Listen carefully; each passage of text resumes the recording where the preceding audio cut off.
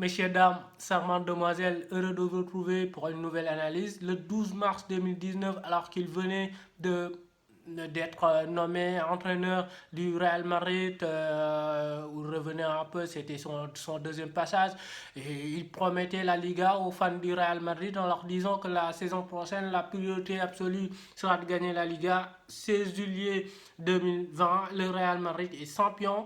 Zinedine Zidane décroche sa deuxième Liga après 2017, bien entendu. Alors, comment analyser cette victoire? Comment analyser le sacre du Real Madrid? C'est ce qu'on va essayer de faire véritablement dans cette vidéo. Alors, pour commencer, ça n'a pas été un Real qui a été flamboyant, ça n'a pas été un Real qui a été chatoyant, mais ça a été un Real qui a dominé sur sujet, un Real qui a été sérieux, rigoureux, appliqué de bout en bout. La preuve, ils ont perdu face à aucune équipe du top 10, ils ont gagné quasiment au moins un match face à toutes les équipes de la première moitié de tableau. Ils ont concédé que 3 défaites, 18 clean sheets en 37 journées.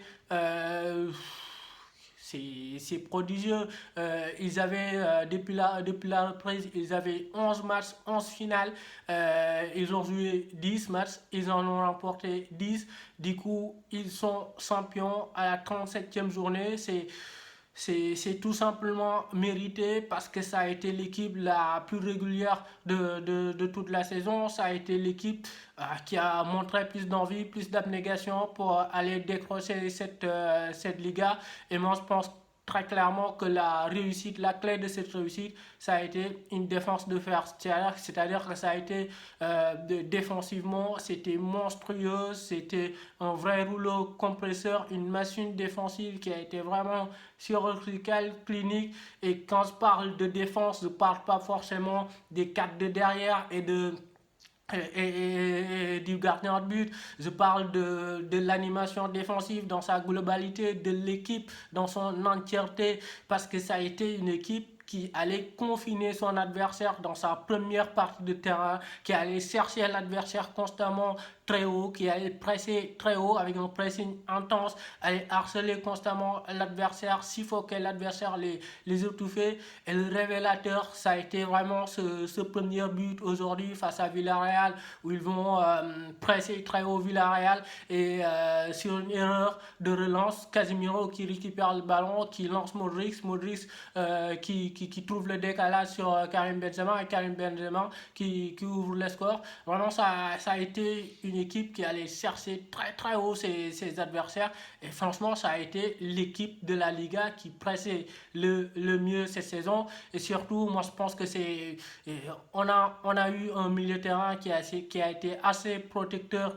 de sa défense, et pour moi, c'est l'homme qui symbolise un peu cette stabilité au niveau du milieu de terrain, c'est Fede Valverde.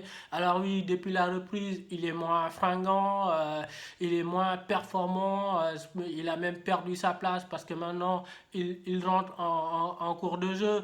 Mais ça a été vraiment une bouffée d'oxygène. Souvenez-vous, ce milieu de terrain qui était vieillissant, Kroos, Modric, Casemiro, lui, il arrive...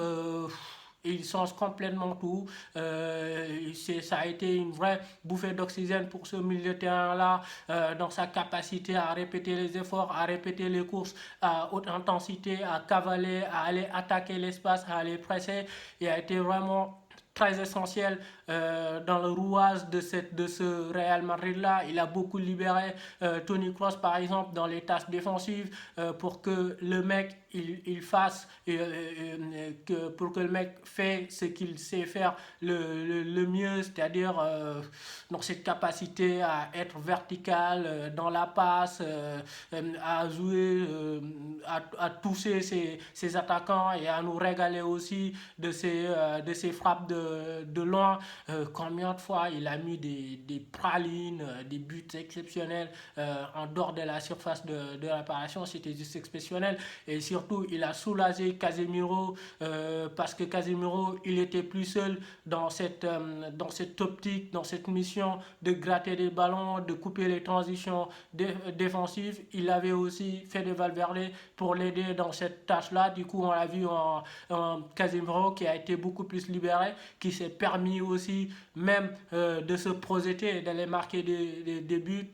Souvenez-vous, je me souviens d'un match où il met un doublé, je me souviens plus de l'identité du match, c'était face à Séville ou Valence, je ne sais plus c'était lequel des adversaires, mais voilà, et surtout, ils ont une ligne défensive qui est assez performante aussi. En chef de file, Sergio Ramos, qui est efficace défensivement, qui est efficace offensivement. L'action qui symbolise le mieux sa saison, c'est véritablement en deuxième période l'action du penalty où il va harceler comme un chien, sortir sur son vis-à-vis, récupérer le ballon et tout de suite progresser avec le ballon et aller chercher un post-penalty. Y avait-il penalty? Y avait-il pas penalty? Peu importe. Et surtout, moi, ce qui me sublime un peu, ce qui me fascine, c'est Sergio Ramos, c'est que oui, il a cette capacité à être dur sur l'homme, c'est que oui, il a cette capacité à marquer des buts, notamment des buts essentiels, des buts en fin de rencontre, des buts qui permettent au Real de gagner des points, mais c'est son attitude, c'est ce qu'il diffuse auprès de ses partenaires. C'est-à-dire que le mec, il est d'une telle charisme, d'une telle abnégation, d'un tel courage que quand il joue, il change complètement tout. Et faut quand même reconnaître qu'il y a un Real Madrid avec Sergio Ramos et un Real Madrid sans Sergio Ramos parce que quand il joue, il diffuse une certaine sérénité, une certaine lucidité auprès de ses partenaires que tu as l'impression que rien ne peut arriver au Real Madrid et surtout là où Zinedine Zidane a été exceptionnel cette saison, c'est dans, dans, dans la responsabilisation de ces latéraux. On a vu Mendy surtout qu'on a été chercher du côté de Lyon, qui a connu des débuts un peu difficiles, mais qui s'est un peu retroussé les manches au fur et à mesure que la saison avançait. Défensivement, il a été très impactant, il a beaucoup apporté en termes de solidité. Offensivement, ok, c'est pas sexy, ok, c'est pas Marcelo, mais il arrive quand même à faire le taf. On l'a vu lors de l'avant-dernier match où il marque un but qui est tout simplement sensationnel. Carvajal de l'autre côté, début de saison compliqué, mais depuis la reprise, il est tout simplement exceptionnel. Énormément de pénalty provoqués par les latéraux notamment, et surtout l'homme qui est dans les cases, Thibaut Courtois, qu'on a flingué ici. On lui a tout dit, on lui a critiqué sévèrement, c'était le bouc émissaire des supporters. Mais depuis quelque temps, on a véritablement retrouvé le monstre qu'il était à l'Atlético de Madrid. Souvenez-vous, l'année du titre, le monstre qu'il était à Chelsea sur ses premières saisons. Il est véritablement le dernier rempart de cette équipe, un monstre sur sa ligne. Aujourd'hui encore, il te sauve une double occasion qui tous les jours devrait finir au fond. Mais voilà, il y avait tout Thibaut Courtois qui avait la bonne étoile, qui a actuellement le vent en poupe et qui sort absolument tout. C'est c'est exceptionnel. Certainement, il va gagner le prix Zamora. Il va détrôner par n'importe qui, hein, Jan Oblak qui a été 4 fois détenteur de ce titre. Donc voilà, défensivement, ça a été vraiment véritablement une équipe qui est monstrueuse et on va saluer encore une fois le management de Zinedine Zidane qui a su maintenir tout le groupe concerné. Je pense qu'il n'y a pas un jour cette saison qui va se plaindre de son temps de jeu, à part peut-être Jovic, et même Jovic, on l'a vu lors de la Super Coupe d'Espagne, on lui a donné des minutes de jeu. Il n'a pas forcément rentabilisé ses minutes de jeu. Même Gareth Bale, qui est plus golfeur, plus cadreur, plus dormeur sur le banc, on a vu quelques fois, il a été quand même titulaire. Même James Rodriguez, qui passe le clair de son temps à se blesser. Quand il a été apte, il a été quand même titulaire. Mais bon, voilà, c'est. Et puis là, c'est quelqu'un qui fait ce qu'on appelle, qui applique ce qu'on appelle la méritocratie, c'est-à-dire qu'aujourd'hui, tu peux être Tony Kroos, tu peux être Luka Modric, tu n'es pas bon aujourd'hui, ok, demain tu es remplacé par un autre.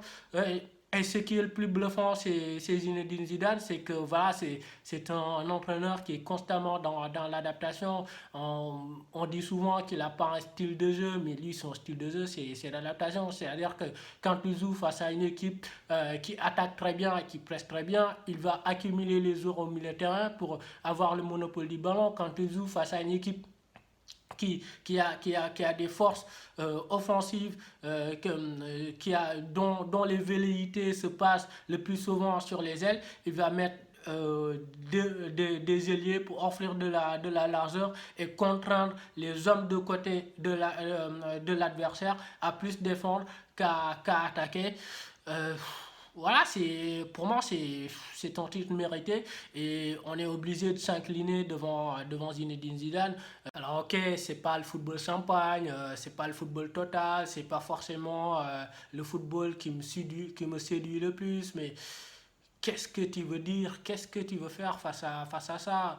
Trois Ligues des Champions, une Liga en 2 ans et demi, une autre Liga depuis son retour en an maintenant. Voilà, on est obligé de la boucler un peu et de s'incliner devant le monsieur qui réalise des choses absolument phénoménales, absolument exceptionnelles. Et mention spéciale à Karim Benzema qui réalise une saison fantastique, stratosphérique, 20 buts, 8 passes décisives. Depuis le départ de Cristiano Ronaldo, c'est vraiment l'homme à mettre des buts, c'est vraiment l'attaquant principal, l'artificier numéro un du côté du Real Madrid. C'est lui qui porte à bout de bras un secteur offensif qui a été cette saison un peu pauvre parce que voilà, à part Benzema, le meilleur buteur c'est Vinicius et il a 3 buts. Hazard, c'est une saison à oublier. Rodrigo, c'est un joueur que j'adore, mais il a cette particularité à être neutre, timide parfois. Vinicius, ok, c'est un très bon dribbleur, c'est quelqu'un qui crée le déséquilibre, mais il a une finition catastrophique. Donc, véritablement, ça a été Benzema qui a été l'attraction numéro une du côté du Real Madrid dans ce secteur-là. Il a parfaitement porté ce veste de sauveur. On l'a vu énormément de fois cette saison être décisif dans les gros matchs notamment. Et surtout, moi, ce qui me plaît le plus, c'est le joueur, c'est sa conception du football, sa conception du poste d'attaquant. Il le dit clairement, un attaquant, c'est pas que marquer des buts, c'est libérer de l'espace pour les autres, c'est jouer pour les autres, c'est faire les bons mouvements, les bons déplacements, être disponible. C'est cet altruisme-là qui me bluffe, qui me fascine le plus. C'est Karim Benzema. Et il a fait véritablement une saison sensationnelle. Très franchement, sur le plan technique, il est d'une élégance qui est juste extraordinaire.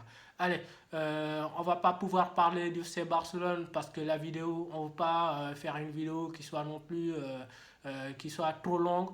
Donc voilà, on va s'en limiter là. Campeones, campeones, olé, olé, olé. Allez, portez-vous bien, n'oubliez pas de partager, de liker et n'oubliez pas, football plaisir, c'est ce que ça se passe.